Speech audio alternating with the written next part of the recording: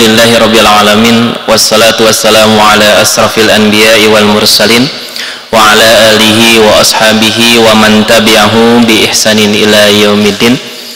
Asyhadu an la ilaha illallah wahdahu la syarikalah wa asyhadu anna Muhammadan abduhu wa rasuluh alladzi la nabiyya ba'dah, amma ba'du.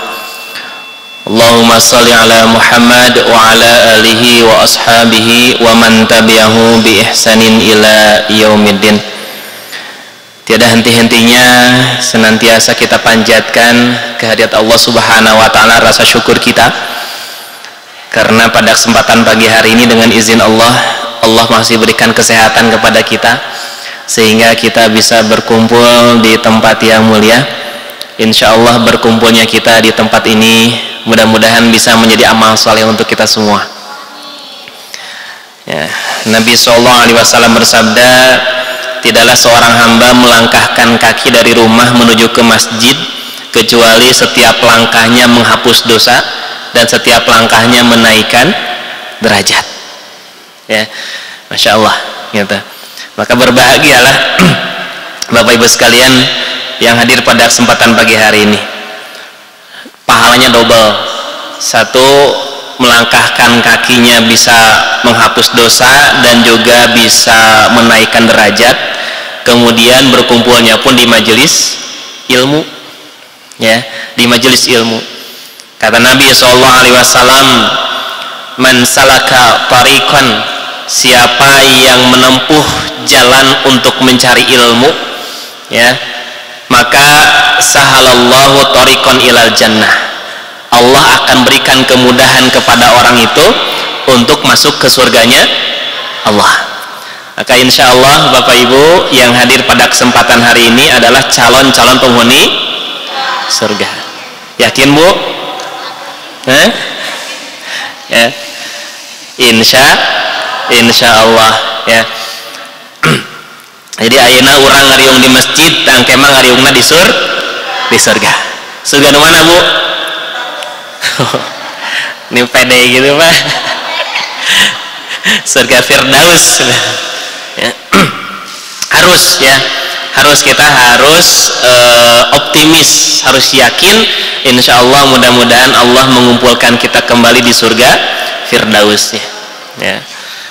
Jadi kalau nanti ada jamaah keur ngariung di surga Firdaus, aya jamaah nu teu aya kumaha? Diabsen ke diabsen ku koordinatornya nya. Ya. Baik Bapak Ibu hadirin yang rahimakumullah,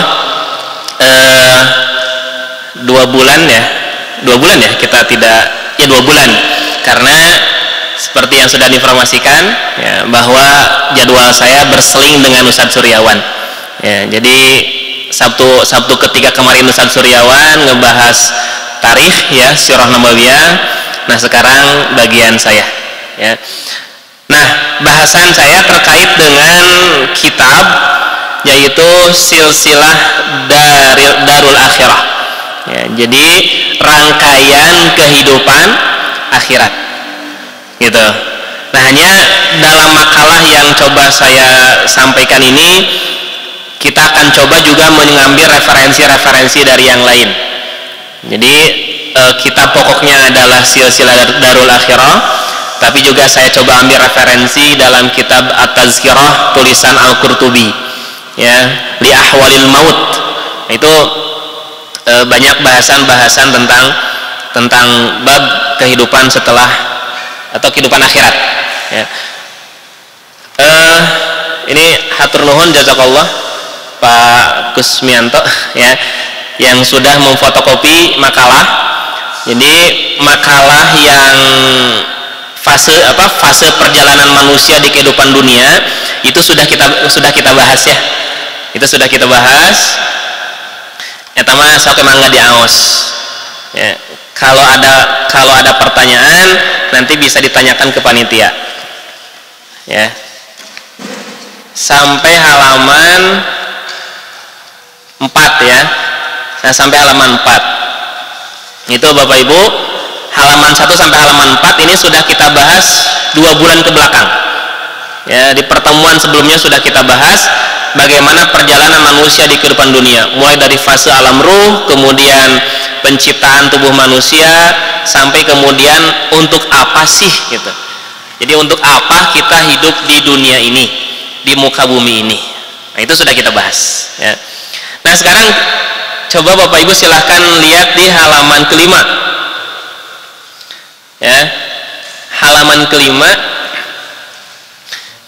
Kita akan mulai dengan surat Al-Insyiqaq ayat yang ke-6. A'udzubillahi minasyaitonirrajim. Ya ayyuhal insanu innaka kadihun ila rabbika kadhan famulaki. Ya ayyuhal insan, wahai manusia, sesungguhnya kamu telah bekerja dengan sungguh-sungguh ya menuju Tuhanmu, maka pasti kamu akan menemuinya. Famulaki, pasti kamu akan menemuinya. Bapak Ibu hadirin yang rahimakumullah, surat Al-Insyiqaq ayat ke-6 ini adalah isyarat untuk kita. Isyarat apa? Isyarat bahwa pergantian hari ya, bertambahnya usia itu adalah sebuah isyarat. Isyarat apa? Isyarat bahwa kematian semakin dekat. Ya. Menyadari tidak Bapak Ibu? Alhamdulillah. Ya. Gitu. Jadi ini isyarat. Isyarat bahwa pergantian hari menunjukkan bahwa kematian itu semakin dekat Bapak Ibu sekalian. Ya.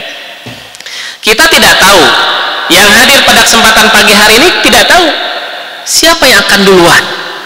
Ya, Bapak Ibu mau duluan mangga silahkan. Ya, gitu.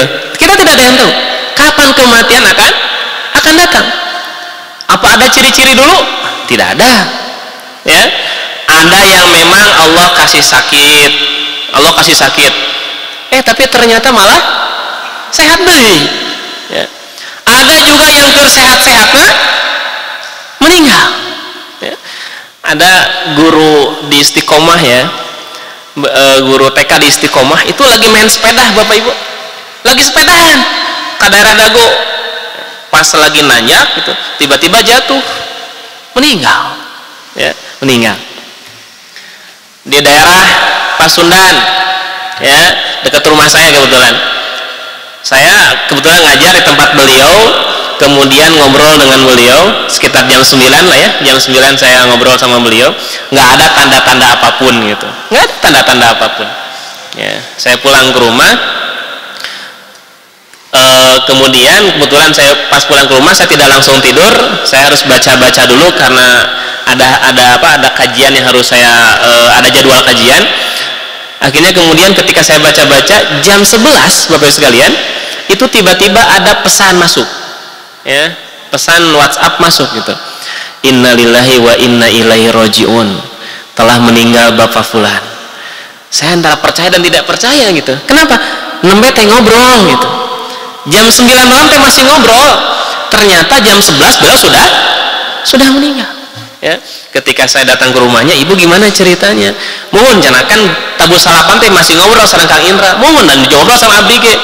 Tidak lama kemudian bapaknya masuk ke rumah, lihat TV sebentar, kemudian masuk ke kamar, tidur. Ya, pas tidur kemudian ada suara gitu. Ya, ternyata setelah itu beliau meninggal. Itulah kematian Bapak sekalian. Ya. Kematian itu misteri, tidak ada seorang pun yang tahu kapan dia akan meninggal. Ya. Oleh karena itu sesungguhnya bagi orang yang beriman, bukan kematian yang kita takutkan, bukan kematian, tapi Bapak Ibu, kita akan meninggal dalam kondisi seperti apa. Itu ya. Karena kematian ini adalah pintu gerbang bagaimana perjalanan kita setelah itu. Itu pintu gerbang. Kalau orang yang baik itu sudah terlihat, orang yang buruk juga sudah terlihat. Makanya nanti ketika kita membahas bab ruh ya, bahas bab ruh bahwa ketika seseorang mau meninggal dunia Bapak sekalian, nanti akan ada malaikat yang mendatangi orang itu. Berapa malaikat? Bukan satu ternyata. Ya. Jadi ketika seseorang mau meninggal dunia, kemudian ruhnya mau dicabut, itu malaikat yang datang kepada orang itu bukan satu, bukan hanya malaikat maut, bukan, tapi didampingi dua malaikat. Ada malaikat rahmat, ada malaikat azab, didampingi itu. Nah, ini sudah terlihat kalau roh orang yang baik maka akan diambil oleh malaikat rahmat. Apa yang dibawa oleh malaikat rahmat? Malaikat rahmat bawa dua barang. Satu, malaikat rahmat bawa kain kafan dari surga. Yang kedua, malaikat rahmat bawa parfum, yang parfum ini wanginya masya Allah luar biasa. Ya, gitu. Itu dalam kitab Tazkirah ya, yang tulis oleh Imam Al-Qurtubi begitu. Nah, jadi Bapak sekalian, nanti kita akan membahas bab tentang ruh ya. Kita kembali ke sini bahwa pergantian hari isyarat semakin dekatnya dengan kematian. Ya. Bapak Ibu pernah mendengar ada orang yang meninggal lagi sujud? Kenapa dia bisa meninggal dalam kondisi sujud? Karena kebiasaan sehari-harinya sujud, lain sujud terus ya. Bukan, tapi artinya orang ini memang rajin. Makanya kalau nasihat guru kepada kami, kepada para santri itu, coba, mungkin kita nggak bisa mengerjakan semua amal soleh keseluruhan. Kita nggak bisa, mungkin ada ya seperti Abu Bakar yang ahli saum, ahli sodakoh, ahli tahajud, ahli jihad gitu. Mungkin ada semuanya gitu. Tapi barangkali ada orang yang mungkin dia nggak bisa ahli semuanya. Ya, seperti kita lah, mungkin ada yang ahli sholat tahajud tapi saumnya rada hese gitu kan. Atau ada orang yang ahli saum, tahajudnya rada berat. Gitu. Ya. Nah, minimal ada amal soleh yang terus kita rutinkan, jangan pernah kita tinggalkan. Minimal itu. Bagus kalau ibu bisa tahajud setiap malam, tilawah Quran sehari 2 juz. Ada? Hah? Ya, 2 ayat. Ya. Kemudian tidak pernah luput saum Senin Kamis, apalagi saum Daud. Ya. Tidak pernah luput sedekah, setiap hari pasti sedekah. Bagus kalau itu semua bisa dilakukan. Ya, seperti Abu Bakar. Abu Bakar itu orang yang ahli ibadah, ahli amal soleh. Apapun amal soleh, Abu Bakar nggak pernah lewat. Makanya Abu Bakar ini nanti masuk surga ke pintu yang beliau mau. Ya, kan surga itu nanti ada namanya babur royan, pintu orang yang rajin saum. Ada babus salat, pintu orang yang rajin salat. Ada babus sodakoh, pintu orang yang rajin sodakoh. Ada babul jihad, pintu orang yang rajin berjihad. Nah, Bapak Ibu pada pantau mana? Sadayana, masya Allah. Ya, nah, ini Abu Bakar semua, ya. Karena Abu Bakar ini beliau akan memilih, silahkan pilih pintu mana saja yang Anda kehendaki. Rajin semuanya gitu. Nah, kalaupun kita nggak bisa mengerjakan amal soleh secara dawam, secara terus menerus, semua amal soleh itu minimal ada satu amal soleh yang kita rajinkan. Ya, kalau kita berat saum, minimal jangan pernah tinggalkan sholat tahajud. Ya, kalau tahajud masih berat, masih hese, minimal jangan pernah tinggalkan baca Quran dalam sehari pun terus. Ya, atau sedekah. Karena amalan-amalan ini, amal soleh ini, kalau dikerjakan secara terus menerus, insya Allah mudah-mudahan Allah wafatkan kita ketika kita sedang mengerjakan amal soleh tersebut.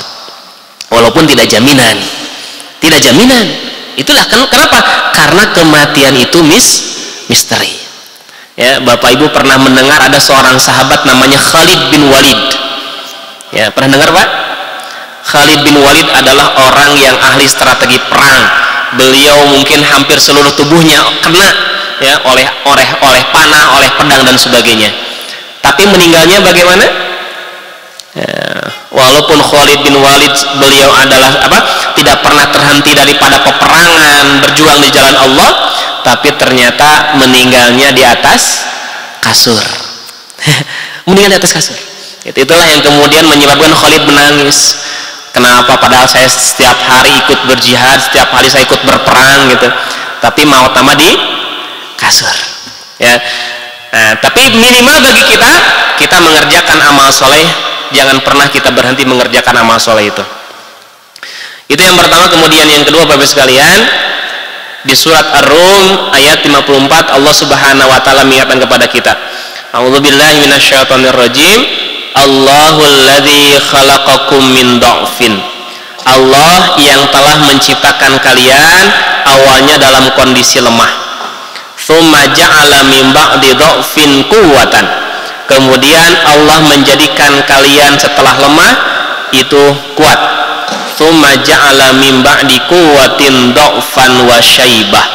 Kemudian setelah kuat itu Allah kembalikan kita menjadi lemah wa syaibah, bahkan ditambah dengan beruban. Lemah, kuat, lemah, bahkan ditambah dengan beruban. Nah, Bapak Ibu sekarang fase yang mana? Ya, lemah beruban, ya. Nah, berarti ya sudah mau maghrib gitu. Sudah asar Bapak ya. Gitu. Walaupun tidak, ya itulah ya, usia tidak ada yang tahu Bapak sekalian. Hanya ketika memang sudah di fase dha'fan wa syaibah, sudah di fase lemah bahkan beruban, kacida lamun masih keneh ahli maksiat. Itu. Makanya cuman belum saya sampaikan di dalam makalah ini, itu saya temukan dalam hadis riwayat Imam Muslim. Ya, ada 3 kelompok yang Allah sangat murka kepada mereka, bahkan Allah tidak akan pernah mau ngomong sama mereka. Jadi Allah tidak akan mengajak bicara sama mereka, bahkan mereka pun gak dilihat sama Allah. 3 kelompok tuh, ya. Saking apa? Saking Allah murkanya, saking Allah bencinya. Siapa? Satu, orang syekhun, ya. Syekhun itu orang yang sudah tua. Ya, orang yang sudah sepuh, ya, gitu kan. Zanin, berzinah, gitu. Aki-aki zina. Ya. Itu sampai Allah tidak akan pernah melihat mereka, gitu. Ya, saking apa? Saking Allah murkanya, saking Allah bencinya sama mereka. Ya, gitu. Orang yang sudah tua malah dia maksiat. Ya. Kemudian yang kedua, wa malakun kadzab, penguasa, pemimpin, tukang bohong, ya, tukang dusta. Jadi kadzab itu bukan sekali 2 kali bohong nak Bapak Ibu, ya, tapi memang pagaweana bohong. Itu kadzab. Ya, pemimpin kita begitu? Tidak. Ya, bukan saya yang bilang ya, Bapak Ibu yang bilang. Ya, itu. Kemudian yang ketiga, wa'ailun mustakbirun, Allah benci sama mereka. Siapa? Yang ketiga, orang miskin sombong. Ya, lamun nu beunghar sombong boleh tuh Bu? Ya, nu beunghar sombong ya tidak boleh. Ngan lamun cek logika, lamun nu beunghar sombong wajar gitu. Aya nu disombongkeun anak kan gitu. Ya. Aya nu miskin sombong, naon disombongkeun anak? Kemiskinannya. Ya. Itu Bapak sekalian. Nah, jadi kalau sudah di fase dha'fan wa syaibah, lemah bahkan beruban, berarti harus menjadi ahli ibadah, ya. Kemudian poin yang kedua, cita-cita dan impian tidak akan bisa menghalangi kematian.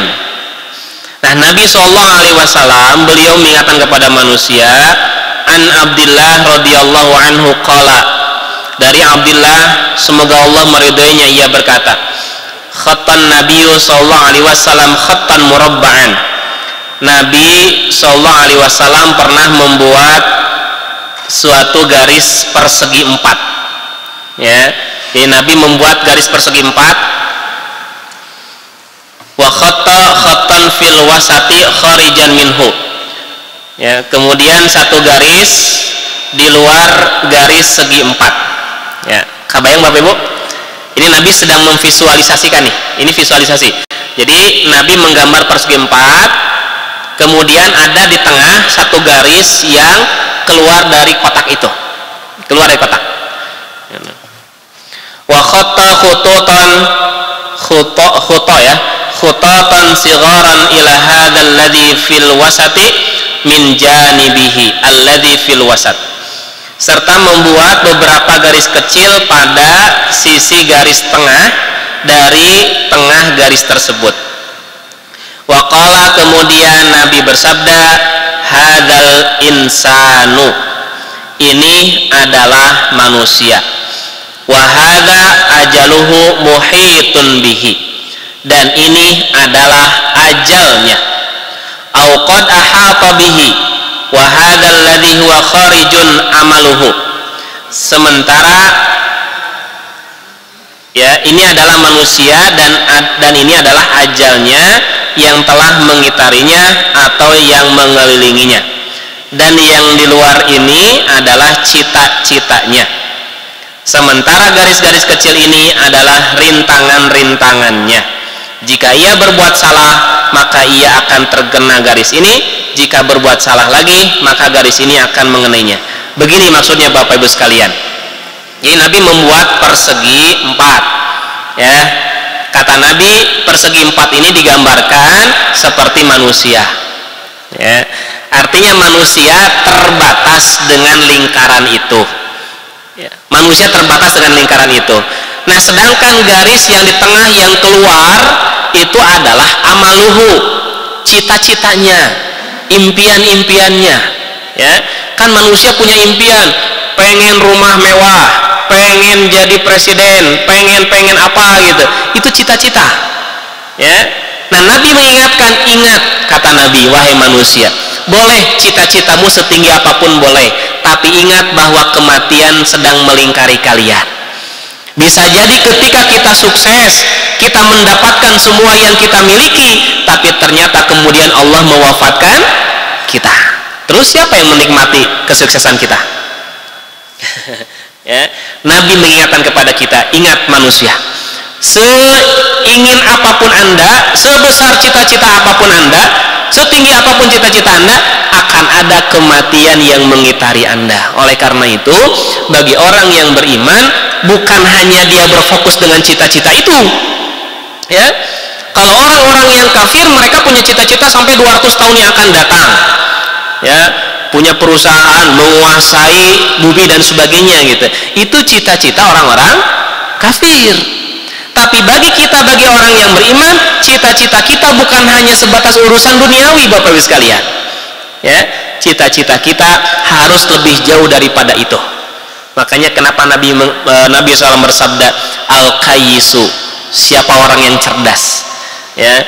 Orang yang cerdas itu bukan orang yang gelarnya profesor, doktor, bla bla bla bla gitu kan, sampai gelar lagi saya nulisnya gitu, saking panjangnya. Kata Nabi, yang cerdas itu bukan itu, tapi orang yang cerdas adalah orang yang memikirkan apa yang akan dia bawa setelah dia meninggal. Itu orang yang cerdas. Kenapa? Karena kehidupan kita bukan sekarang, ya. Kehidupan kita adalah setelah kematian akan ada kehidupan yang sangat panjang. Sekarang kita di dunia, Bapak Ibu umur mau berapa tahun? Nah, sekarang yang hadir sekarang, yang paling senior berapa? Bukan paling, ya paling senior lah, berapa? Bapak berapa, Pak? Masya Allah, Pak Jaya 81, ya. Ada yang lebih dari 81? Nggak ada. Ya. Nah, sudah 80 berarti ya. Artinya dunia ini, katakanlah Pak Jaya misalkan 100 tahun. Ya, katakan 100 tahun. Ya setelah 100 selesai. Ya. Kalau yang 60 selesai. 50 selesai. Imam Nawawi itu usianya hanya 40 tahun. Ya, Imam Syafi'i sama, meninggal di usia masih muda, gitu. Tapi bagi orang yang beriman itu bukan masalah usia sesungguhnya yang menjadi perhatian kita. Tapi bagi orang yang beriman adalah bagaimana kita mempersiapkan kehidupan setelah kematian. Ya, makanya ini yang sering Nabi bangun pola pikir kepada kaum muslimin itu, ya. Kerjakan amal soleh, kerjakan amal soleh. Ya. Nabi lagi kumpul dengan para sahabat, kemudian nanya siapa yang hari ini sudah sedekah. Abu Bakar ngacung, ya lain mangga, kan gitu. Artinya apa? Nabi memotivasi, sok kerjakan amal soleh, karena amal soleh yang kita lakukan itulah itu yang akan menjadi bekal kita, Bapak sekalian. Ya, gitu. Nah ini Nabi mengingatkan kepada kita, setinggi apapun cita-cita kita, maka cita-cita itu tidak akan menghalangi kematian kita. Ya. Atau lamun gitu Ustaz, nggak usah punya cita-cita. Tidak begitu juga. Silahkan kita punya cita-cita, silahkan kita punya impian, silahkan. Ya, tapi ingat bahwa kematian akan senantiasa mengintai kita. Ya. Begitu Bapak Ibu, hadirin jamaah rahimakumullah. Kemudian yang ketiga, setiap umat memiliki ajal. Di surat Yunus ayat 49. Qul la amliku li nafsi dharra wa la naf'a illa ma syaa Allah. Likulli ummatin ajalun. Idza jaa ajaluhum fala yastakhiruna sa'atan wa la yastaqdimun. Tiap-tiap umat memiliki ajal. Apabila telah datang ajal mereka, maka tidak dapat diperlambat dan tidak dapat pula dipercepat. Ajal itu apa artinya, Bu? Ajal apa artinya? Nah, seringkali kita menyebut ajal itu dengan kematian. Ya. Innalillahi wa inna ilaihi rajiun, telah meninggal Bapak anu, oh nyanya terus ajalna, ya gitu. Ya. Ajal itu kematian. Nah, makna ajal, apa itu ajal? Ajal itu artinya batas akhir. Itu ajal, Bapak Ibu. Ya. Jadi batas akhir itu namanya ajal. Ya. Gitu. Jadi kalau misalkan ada orang yang Allah kasih usia dia 60 tahun, di usia 60 kemudian dia meninggal, maka 60 itu disebutnya ajal. Kenapa? Batas akhir. Ya. Yang kata Quran batas akhir ini tidak bisa dipercepat, tidak bisa diperlambat. Ya. Kalau orang yang bunuh diri, Bapak Ibu, sudah waktunya belum? Ada orang yang bunuh diri, sudah waktunya belum? Hah? Ya, sudah. Ya, sudah. Jangan dianggap belum waktunya. Kalau ada orang yang bunuh diri kemudian meninggal, berarti sudah waktunya. Nah, namun belum waktu nama mual maut. Ya. Mual. Ada orang yang dari lantai 11 dia bunuh diri, jatuh ke bawah. Ternyata kemudian segera dibawa ke rumah sakit, hirup deui. Ya.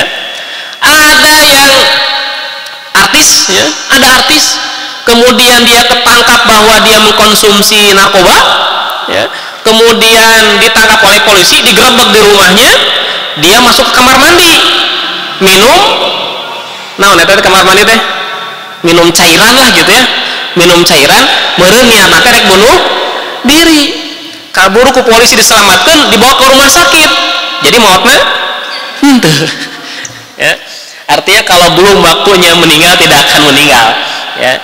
Jadi kalau orang yang bunuh diri sudah waktunya.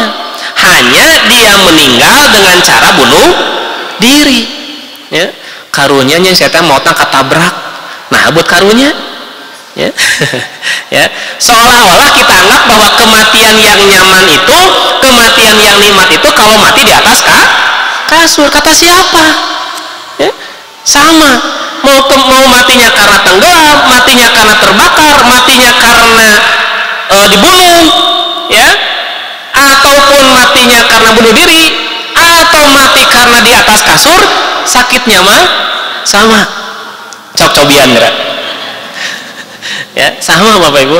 Ya, nanti kita akan bahas tuh bab sakaratul maut. Ya, jadi ingat bahwa Allah sudah menetapkan bagi kita itu ajal. Jadi apa ajal?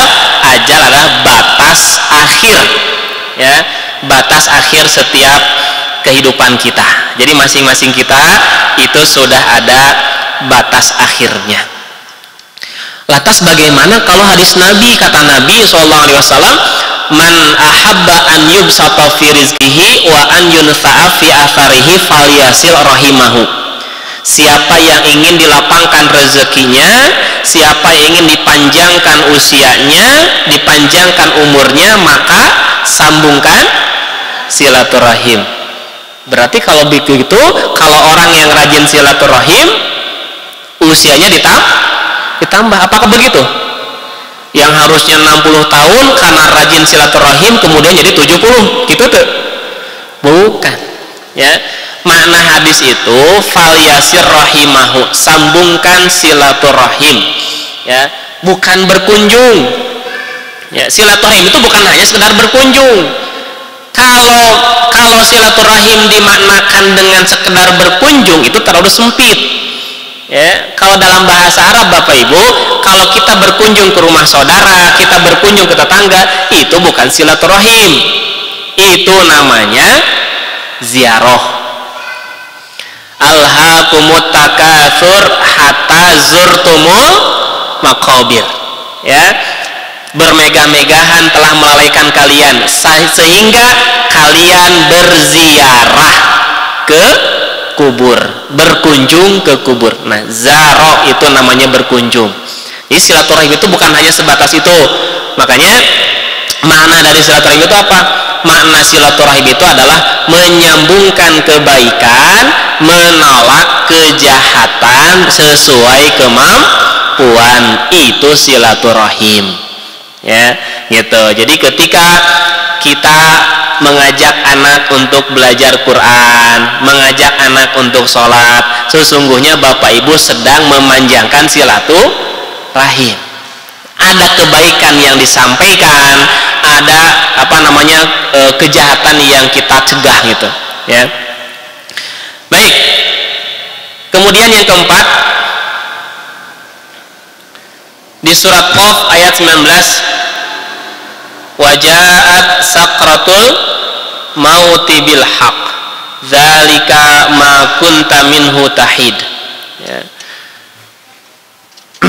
Di surat Qaf ayat 19 mengisyaratkan kepada kita bahwa ketika seseorang hendak meninggal dunia, ketika seseorang hendak wafat, maka dia akan mengalami yang disebut dengan sakratul maut. Ya, sakratul maut. Apa arti sakratul maut, Bapak Ibu? Ya, mabok. Jadi sakratul maut itu dari sakratun itu dari kata sakaro, ya. Sukaro itu artinya mabuk, tidak sadarkan diri. Ya ayyuhalladzina amanu la taqrabus sholata wa antum sukara. Wahai orang-orang yang beriman, janganlah engkau mendekati salat kalau kalian sedang mabuk. Jadi sukara itu artinya mabuk. Nah, sakratul maut itu artinya mabuknya kematian. Ya. Kenapa sakratul maut disebut dengan mabuknya kematian? Karena begitu dahsyatnya Bapak Ibu sekalian. Ya, begitu dahsyat dan begitu beratnya. Ya. Bahkan kita tahu Nabi SAW adalah orang yang tidak pernah meminta sesuatu kepada Allah. Jadi ketika Nabi dikasih kekayaan segitu, ya sudah segitu. Nabi nggak minta ditambah atau nggak minta sesuatu, ya. Tapi ada satu hal yang Nabi minta kepada Allah, yaitu ya Allah, ringankanlah umatku ketika menghadapi sakaratul maut. Itu yang Nabi pinta. Ya, itu yang Nabi pinta. Ya Allah, ringankanlah umatku ketika menghadapi sakaratul maut. Karena Nabi saja, Bapak Ibu sekalian, seorang Nabi, beliau merasakan bagaimana sakitnya sakaratul maut. Ya.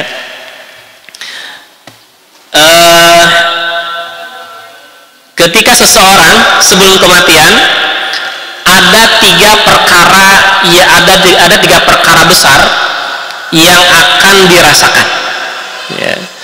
Jadi ini saya baca dalam kitabnya, sebelum kematian itu ada tiga perkara besar yang akan dirasakan oleh manusia, termasuk kita yang hadir pada pagi hari ini. Ya, di Makkah tidak ada. Ya. Apa perkara besar itu? Yang pertama adalah merasakan perihnya kematian. Makanya kenapa disebut dengan sakratul maut, karena merasakan perihnya kematian. Puncaknya rasa sakit itu adalah ketika sakaratul maut. Ya, mungkin Bapak Ibu ada yang pernah mengalami sakit, ya. Ada kawan kita, mungkin ada tetangga kita yang pernah mengalami terjepit saraf. Ada yang pernah mengalami ketika ada orang ya terjepit saraf, ya, sarafnya terjepit, ya, dia akan merasakan sakit kan gitu. Ya. Nah, ini bukan terjepit. Ketika orang sakaratul maut, sarafnya bukan terjepit, tapi Allah hendak mematikan saraf-saraf itu. Jadi saraf-saraf itu Allah matikan gitu. Yang terakhir itu adalah ketika di kerongkongan. Ya. Jadi Nabi SAW mengingatkan kepada kita bahwa di dalam surat Al-Maidah ayat 106. Di dalam surat Al-Maidah ayat 106, Allah menyebut kematian itu dengan istilah musibah. Ya. Jadi di surat Al-Maidah ayat 106, Allah menyebut kematian itu dengan sebutan musibatul maut. Musibah kematian. Ya. Kenapa disebut dengan musibah? Karena musibah kematian? Karena sesungguhnya musibah yang paling besar yang akan kita rasakan adalah ketika kita merasakan sakaratul maut, Bapak Ibu sekalian. Ya. Itu musibah yang terbesar. Kita pernah merasakan bagaimana sakit gigi. Ada orang yang punya penyakit, dia merasakan bagaimana sakit penyakit itu. Ada orang yang misalkan dia pernah kena luka, dia merasakan bagaimana luka itu. Tapi itu belum seberapa, Bapak Ibu sekalian. Ya, rasa sakit yang paling puncak adalah musibatul maut. Ketika seseorang mengalami kematiannya. Ya, makanya kenapa Nabi mengingatkan dalam hadis riwayat At-Tirmidzi, walaupun tingkatannya ini hadis yang hasan, ada yang menyatakan hadisnya dhaif, ya, gharib, gitu. Innalil mauti sakarat, sesungguhnya kematian itu memiliki sakarat. Ya, karena begitu dahsyatnya, Bapak sekalian. Ya, gitu. Ketika orang menjelang kematiannya, ya, dia akan merasakan bagaimana puncak penderitaan dia menghadapi kematian itu. Ya, makanya kenapa kalau orang yang sedang dalam kondisi sakarat, gitu, ketika ditanya, ya, diajak ngobrol, dia tengah jawab. Bukan nggak bisa menjawab. Sebetulnya kalau dia mau berbicara, dia nggak bisa ngomong masalahnya. Ya, kalau orang belum dalam kondisi sakarat, Bapak Ibu sekalian, dia masih berbicara. Kita tanya, Pak kunaon, ya, Pak, nah, apa misalkan keinginan dia akan menjawab. Kalau belum kondisi sakaratul maut. Tapi ketika sudah dalam kondisi sakaratul maut, Allah wafatkan saraf-sarafnya itu, dia ingin ngomong sebetulnya. Mulutnya ingin bicara gitu, tapi nggak bisa. Ya, akhirnya apa? Akhirnya biasanya ketika orang merasakan sakitnya itu bukan berbicara kata-kata, tapi yang keluar air mata. Ya, karena rasa sakit yang dia alami, Bapak Ibu sekalian. Ya, makanya ketika Nabi SAW dalam kondisi sakaratul mautnya, Nabi menangis. Nabi menangis. Kenapa? Ya Allah, nabinya saja, seorang nabi saja, dia merasakan sakitnya luar biasa ketika sakaratul maut. Bagaimana dengan umatnya? Bagaimana dengan kita, Bapak sekalian? Ya, ini Bapak Ibu yang mesti kemudian menjadi muhasabah kita, introspeksi kita. Ya, bagaimana beratnya sakaratul maut itu. Ya. Orang yang dalam kondisi, sekali lagi, orang yang dalam kondisi sakaratul maut bukan nggak bisa ngomong, dia ingin ngomong gitu. Kalau misalkan gini, sekarang saya pukul misalkan Bapak Ibu, saya pukul wajah Bapak Ibu, sakit nggak? Ketika Bapak Ibu merasakan sakit, ngomong nggak? Ngomong, aduh nyeri, kan gitu, ya. Ketika kita lagi jalan kemudian jatuh, kita merasakan sakit, kita akan ngomong, au, kan gitu, ya. Tertusuk duri, au, innalillahi, ngomong lisan kita. Tapi ketika orang sakaratul maut, lisannya nggak bisa ngomong, Bapak sekalian, berat itu, ya, berat dia untuk berkata-kata, berat dia untuk mengucapkan. Makanya Nabi SAW berpesan kepada mereka yang ada di samping orang yang dalam kondisi sakaratul maut, kata Nabi, lakinu mautakum bila ilaha illallah. Ajarkan, ya, ajarkan kepada orang yang dalam kondisi sakaratul mautnya, ucapkan la ilaha illallah di sebelah kanan telinganya. Jangan terlalu cepat, pelan-pelan saja. La ilaha illallah, ya, gitu. Ketika dia sudah bisa mengucapkan la ilaha illallah, sudah, jangan diajak bicara lagi, gitu. Ya. Tapi kalau misalkan kemudian tiba-tiba dia ngomong lagi, minta air, haus, nah dia minum, kita ajarkan lagi la ilaha illallah, ya. Tapi kalau ada yang sudah mengucapkan la ilaha illallah, tong dibekem, sak mau tayuna, entong, jangan, ya, jangan Bapak. Kenapa? Karena kata Nabi SAW, man qala fi akhiri kalamihi la ilaha illallah dakhalal jannah. Siapa yang ketika di akhir ucapannya dia mengucapkan la ilaha illallah dakhalal jannah, maka dia akan masuk surga. Ya, gitu. Kan ada Bapak Ibu yang ketika sakaratul mautnya dia dari siang baru meninggalnya malam gitu. Nggak apa-apa, ajarkan saja terus. Ya. Apa itu karena dosanya? Bukan. Memang begitulah sakitnya kematian. Ya, ada yang hanya 1 jam gitu kan, ada yang 2 jam, ada yang sampai berhari-hari, bahkan ada yang sampai berbulan-bulan gitu. Ya, itulah dahsyatnya kematian. Makanya di surat Al-Maidah ayat 106, kenapa Allah menyebut sakaratul al-maut, kematian ini disebut dengan musibatul maut, musibah kematian. Karena puncak musibah itu Bapak Ibu sekalian. Ya. Jadi sekarang kita ditimpa dengan sakit, ditimpa dengan sesuatu yang menyakitkan diri kita.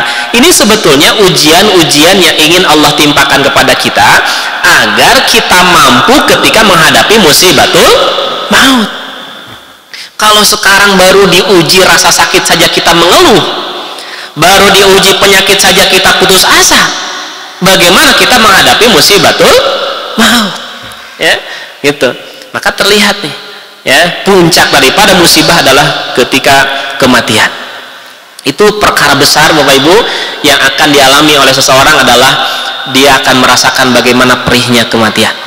Kemudian yang kedua, ya, peristiwa besar ketika seseorang hendak meninggal itu adalah dia akan didatangi oleh sesuatu yang belum pernah dia lihat.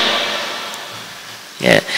Ini seperti yang saya sampaikan, ya, di dalam surat Qaf ayat 22.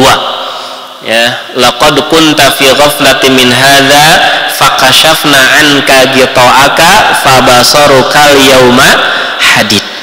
Ya, kata Quran, sungguh kamu lalai akan peristiwa ini. Peristiwa apa? Peristiwa sakaratul maut.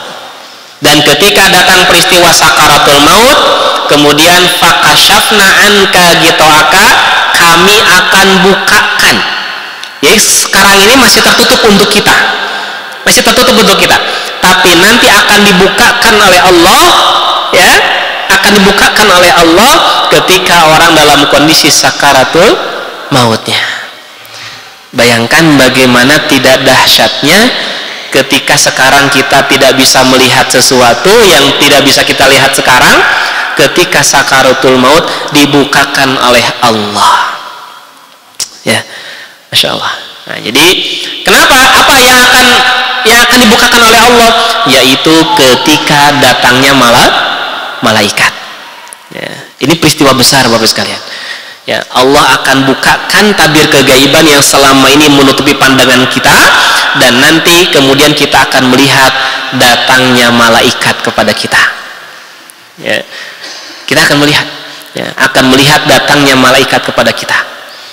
Datangnya malaikat kepada kita. Makanya kata Nabi SAW, ketika seseorang menghadapi sakaratul maut, maka pandangannya akan melihat. Ya, bahasanya itu apa?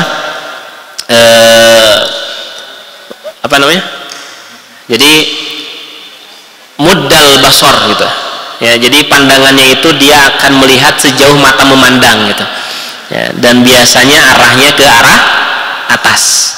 Jadi kalau misalkan di ruangan, ya sejauh arah memandang itu ya di sudut ruangan gitu. Tapi kalau orang itu meninggalnya di luar ruangan, maka ya sejauh mata memandang, kalau yang dia lihat, yang terlihat oleh matanya langit, ya dari situlah kemudian munculnya malaikat. Ya, itu Bapak Ibu peristiwa yang sangat dahsyat. Bayangkan saja kalau kita sedang dalam kesendirian, kemudian tiba-tiba ada penampakan ruas tuh Bapak Ibu. Ketika ibu ruas, apa yang ibu lakukan? Ya, ketika kita ruas gitu kan, ya mungkin kalau sekarang dalam kondisi normal kita bisa lari, kita bisa kabur, ya, atau pingsan, gitu.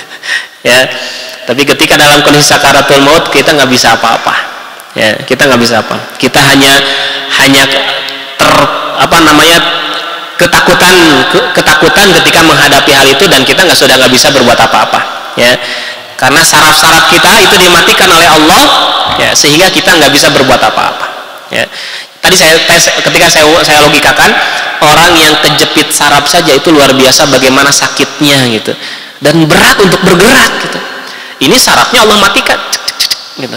Dan terakhir yang Allah matikan itu adalah di kerongkongan, ya, terakhir di situ, itu terakhir, gitu. Makanya ketika sudah di sini, udah selesai, rasa sakitnya selesai, ya, dan puncak rasa sakit ketika di sini, gitu, ya, gitu.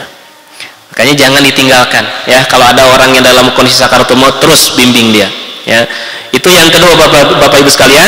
Jadi perkara besar yang akan dihadapi oleh seseorang ketika hendak meninggal adalah didatangi oleh para malaikat. Kemudian yang ketiga, apa perkara besar yang ketiga adalah, ya, bukan hanya malaikat yang datang kepada kita, tapi juga setan mendatangi kita untuk menggelincirkan manusia dari jalan yang lurus, gitu. Makanya kenapa, ya, Nabi merintahkan kita jangan dijauhi, deketi kalau ada orang yang mau meninggal, talkinkan kalimat la ilaha illallah. Ketika saya membahas hal ini, tiba-tiba ada jamaah yang nanya, Ustadz, harus katanya jangan ucapkan la ilaha illallah. Kenapa Ibu? Ya, disuruhnya ucapin Allah saja katanya. Kenapa? Khawatirnya ketika orang itu mengucapkan la ilah, maut, kumaha tah.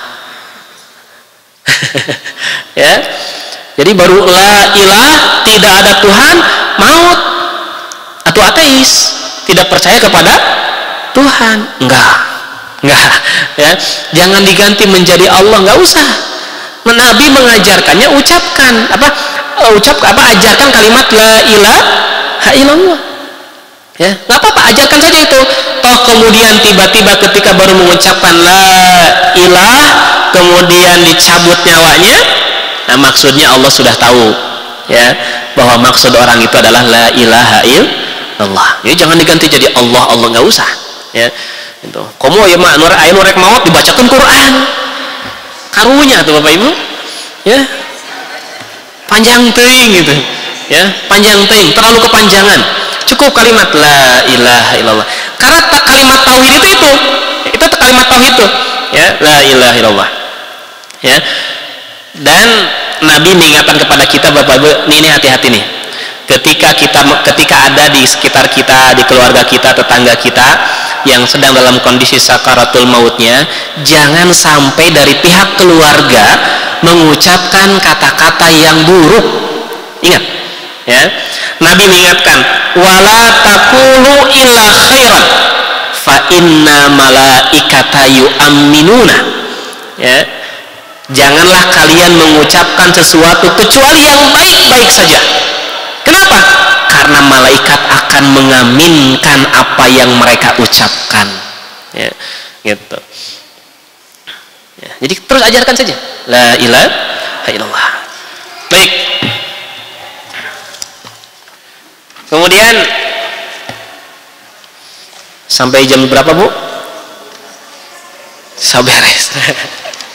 Ya, waktunya dikasih cuma 1 jam. Ya, berarti sampai 8:30. Nah, sedikit lagi lah ya, mudah-mudahan. Ya, kalau belum selesai nanti kita lanjutkan di pertemuan selanjutnya. 2 bulan lagi. Oh, tahun depan ya. Kita berjumpa tahun depan, Ibu. insya Allah eta ge lamun aya keneh usia Bapak Ibu ya, insya Allah mudah-mudahan. Nah, di halaman ke-6 an Aisyah, dari Aisyah annaha qalat, bahwasanya beliau berkata, ra'aitu Rasulullah sallallahu alaihi wasallam, saya melihat Rasulullah sallallahu alaihi wasallam, bahwa bil maut, pada saat menjelang kematiannya, wa indahu qadahun fihi maun, di sisi beliau terdapat bejana atau gelas begitu ya, wadah yang berisi air ya. Oh, bukan gelas, jolang lah gitunya namun di orang mah ya. Wa huwa yudkhilu yadahu fil qadah, beliau memasukkan tangannya ke dalam bejana itu, ke dalam wadah itu, tsumma yamsahu wajhahu bil ma'i, kemudian beliau membasuh pada keningnya sambil membaca Allahumma a'inni ala ghamaratil maut au sakaratil maut. Ya Allah, tolonglah aku dalam menghadapi sakaratul maut.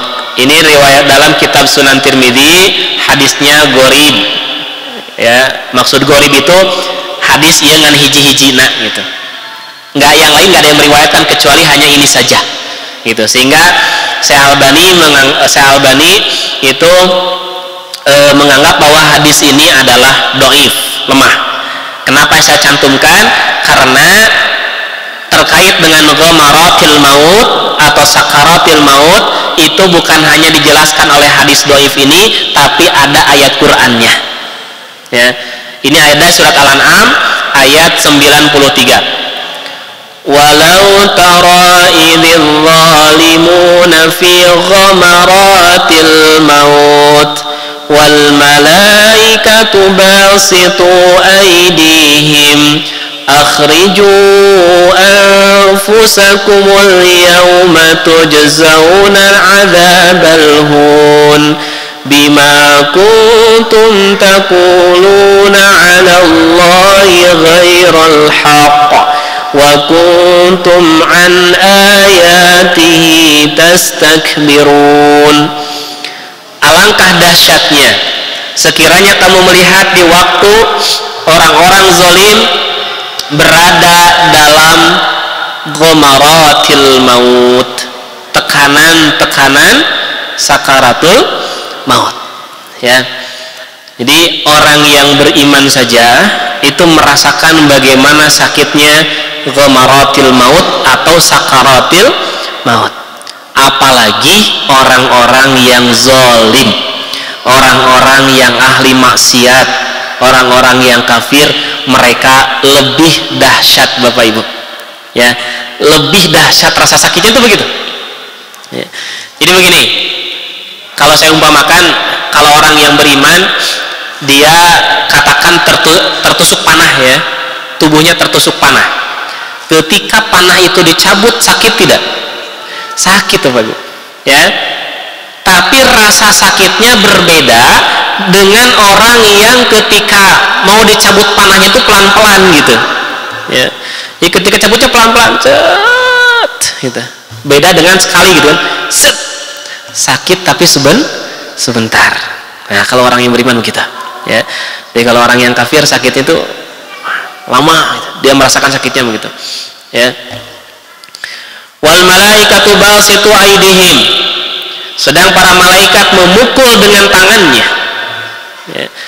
Kerma nyeri dipukul oleh malaikat. Itu dahsyatnya kalau orang-orang yang zalim, orang-orang yang kafir ya. Akhriju anfusakum ya, dengan wajah sadis gitu ya, dengan wajah kejam, kemudian malaikat mengatakan akhriju anfusakum, keluarkanlah nyawamu, al yauma tujzauna adzabal hun, pada hari ini kamu akan dibalas dengan siksaan yang sangat menghinakan ya, siksaan yang sangat menghinakan. Jadi beda kalau orang yang beriman ketika dicabut nyawanya sakit, tapi sakitnya mudah-mudahan tidak terlalu sakit, walaupun Nabi menggambarkan bahwa sakitnya itu Masya Allah ya gitu. Tapi berbeda dengan orang-orang yang kafir, orang-orang yang zalim, itu sakitnya lebih dahsyat ya. Saat sakaratul maut orang kafir berharap kembali. Di surat Al-Mu'minun ayat 99 dan 100. hatta idza jaa ahadahumul mautu, demikianlah keadaan orang-orang kafir itu hingga apabila datang kematian kepada seseorang, qala, ia berkata, rabbirji'un, ya Tuhanku, kembalikanlah aku ke dunia, la'alli a'malu sholihan, mudah-mudahan aku bisa berbuat amal soleh. Nih, ini dalil Bapak Ibu bahwa orang yang kafir sekalipun seperti Fir'aun, ketika sakaratul maut sudah mendatangi orang itu, kemudian dibukakan tabir-tabir kegaiban yang selama ini menutupi pandangan dia. Kan Fir'aun bilang, amantu bi Rabbi Musa wa Harun. Oh, akhirnya mau percaya bahwa Tuhannya Musa dan Harun itu ada ketika Fir'aun menjelang kematiannya. Jadi ketika menjelang kematiannya, Fir'aun baru paham, oh benar, ternyata ayah. Artinya apa? Bahwa tabir kegaiban ini akan dibukakan oleh Allah ketika seseorang menjelang kematiannya. Jadi selama hidup yang dia dustakan, anugerah itu tidak ada, alam akhirat itu nggak ada, surga dan neraka itu tidak ada, alam kubur itu nggak ada. Ayeuna maranehna ngomong siga gitu. Sekarang mereka berbicara seperti itu. Tapi ketika sakaratul maut dibukakan oleh Allah, baru percaya. Nah, bagi orang yang beriman, makanya kenapa ketika Allah menyebut karakteristik orang yang bertakwa, yang pertama Allah sebut karakternya adalah alladzina yu'minuna bil ghaib, orang-orang yang percaya kepada yang gaib. Oleh karena itu Bapak Ibu sekalian, di sini harapan mereka orang kafir ketika kematian datang, mereka berharap bisa kembali ke dunia supaya apa? Supaya bisa mengerjakan amal soleh. Ngancek Allah teh telat. Lain tiba heula atuh. Seperti kita, kalau orang tua sebagai orang tua nasehatan anak gitu, tong kitu jang, tong kitu neng, dilaksanakan ku budak teh. Kejadian teh.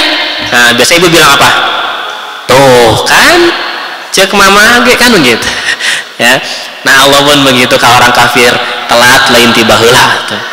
Nah, bagi kita Bapak Ibu, bagi kita yang Allah masih berikan kesempatan kepada kita, maka kita berlomba-lomba untuk terus mengerjakan amal soleh. Apapun amal soleh yang bisa kita lakukan, jangan pernah kita sia-siakan.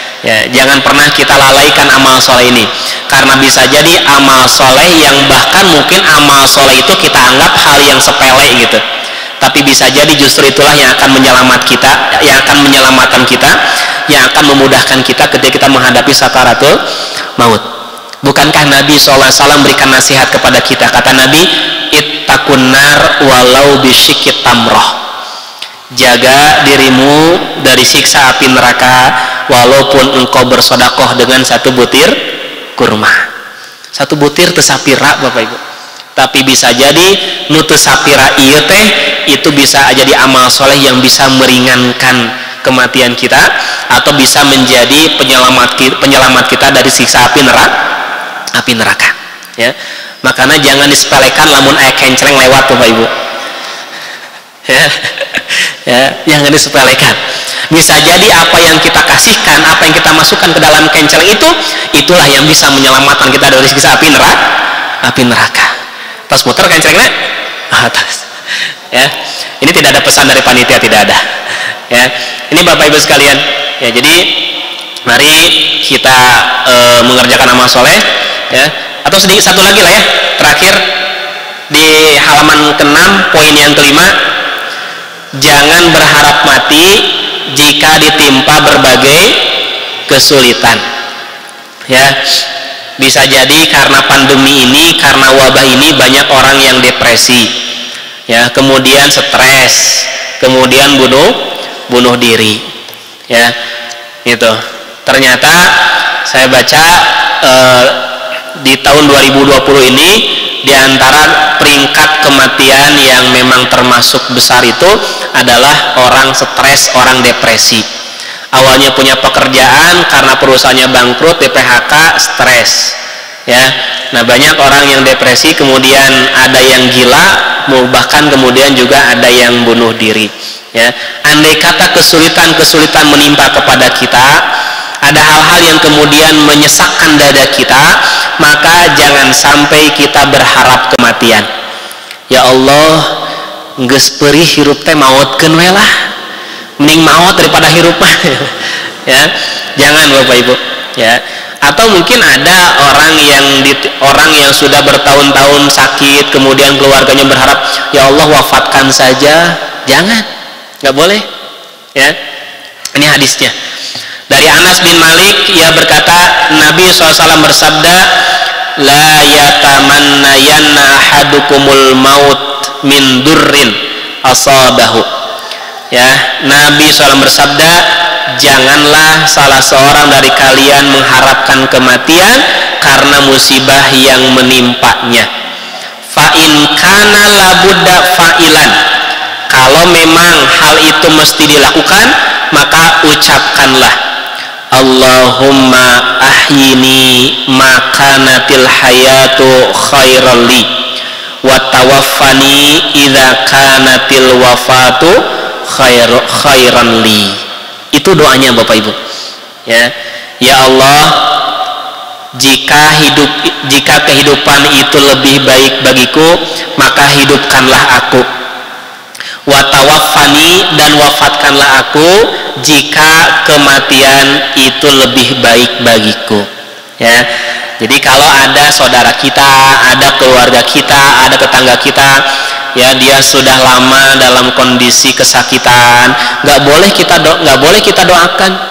Anakna ngadoa, ya Allah gerak mautkeun weh, jangan, ya. Tapi berdoa sama Allahnya, ya Allah, kalau kehidupan bagi ayah lebih baik, hidupkan beliau. Tapi kalau kematian lebih baik baginya, wafatkan. Artinya kita minta sama Allah supaya yang terbaik, ya, gitu. Itu saja Bapak Ibu, ya. Sudah 1 jam lebih, bisa dicarikan ke DKM. Itu saja yang bisa saya sampaikan pada kesempatan pagi hari ini, ya. Itu sisanya halaman yang ke-7, silahkan dibaca di rumah masing-masing. Nanti insya Allah kita bahas, ya, halaman yang terakhir, sekaligus nanti mungkin ada makalah yang baru, ya. Insya Allah Sabtu bulan Desember jadwalnya Ustadz Suryawan, nanti ketemu dengan saya bulan Januari tahun yang akan datang, ya. Mudah-mudahan COVID sudah berhenti, ya, gitu. Oh, mangga.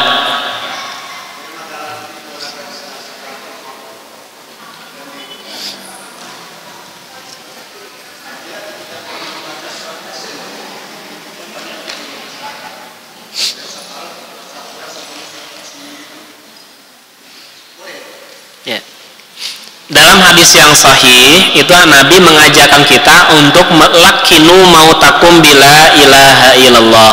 Jadi talqin itu artinya ajarkan orang yang hendak menjelang kematiannya dengan kalimat la ilaha illallah, ya. Kenapa Nabi suruh perintah itu? Pertama itu kalimat tauhid.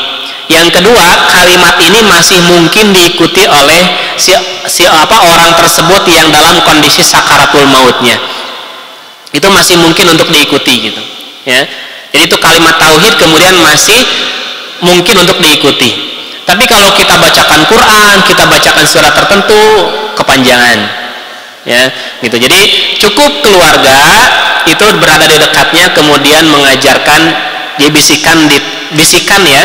Jadi jangan kemudian banyak suara begitu, ya, sehingga nanti orang tersebut justru bingung mana yang harus dia ikuti, gitu. Cukup 1 orang, ya, bisikan ke telinganya. Gitu, pakai gogorowokan, Pak, pakai sound, gitu. La ilaha, jangan, gitu. Bisiki ke telinganya, pelan-pelan, nggak usah cepet-cepet, pelan-pelan. La ilaha illallah, gitu, ya. Jadi jangan terlalu banyak juga orang yang mengajarkannya atau gantian, ya. anak yang pertama dulu ngajarin la ilaha illallah, ya. Udah anak ini ganti lagi sama yang lain, terus bergantian gitu, ya. Pokoknya jangan berhenti. Ya. Kenapa? Karena dia sedang menghadapi 3 peristiwa besar tadi, ya. Satu itu puncaknya perihnya kesakitan ketika sakaratul maut. Yang kedua, datangnya malaikat, dan yang ketiga, setan akan terus membisikkan, ya. Apa yang setan bisikan? Yang saya baca dalam kitab, dalam buku itu, setan akan bisikan begini. Kamu ucapkan, kamu pindah agama Yahudi, agama Majusi, agama Nasrani, pindah. Jangan ucapkan la ilaha, jangan ucapkan gitu. Jadi setan itu akan membisikkan supaya kita pindah agama, entah muslim, jangan.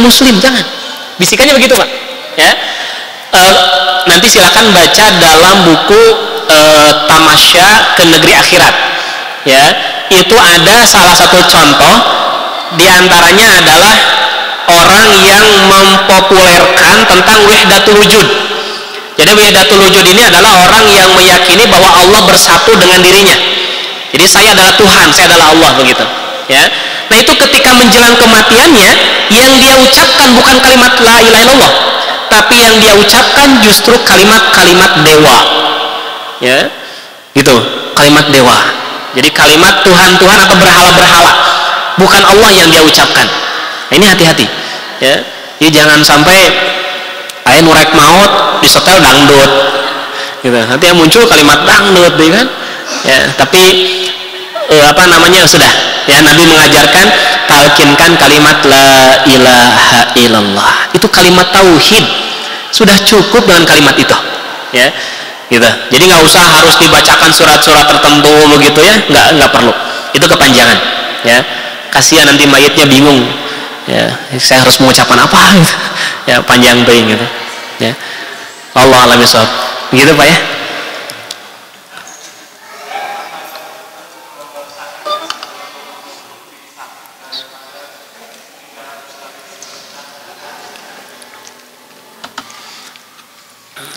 Apakah betul bahwa ketika sakaratul maut itu rasa sakitnya lebih sakit daripada 300 tusukan pedang? Ya, kalau saya belum tahu itu riwayat siapa gitu, ya.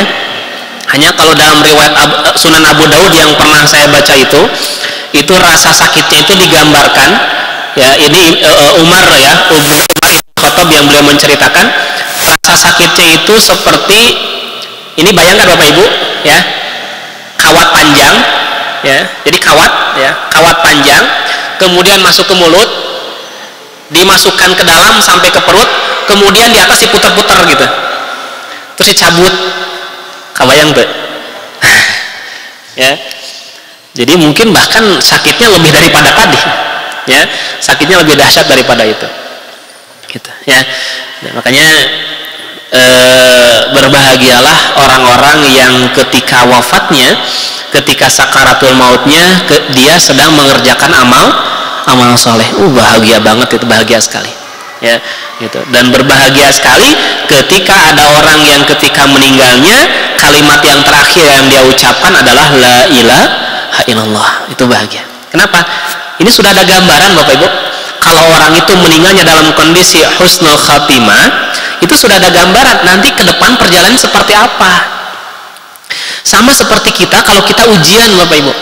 Kita ujian, ketika kita mengisi ujian itu yakin dengan soal dengan jawabannya, maka sudah kebayang kan? Kita dapat nilai berapa, itu sudah kebayang, gitu. Ya, jadi lamun pas ujian misalkannya, kemudian tuh yakin dengan jawabannya, tuh yakin sih karena sudah kebayang gitu. Nanti kedepannya nilainya dapat berapa, itu sudah kebayang. Ya. Begitu juga dengan kehidupan nanti di kehidupan akhirat. Nah, pintu gerbangnya itu adalah kematian.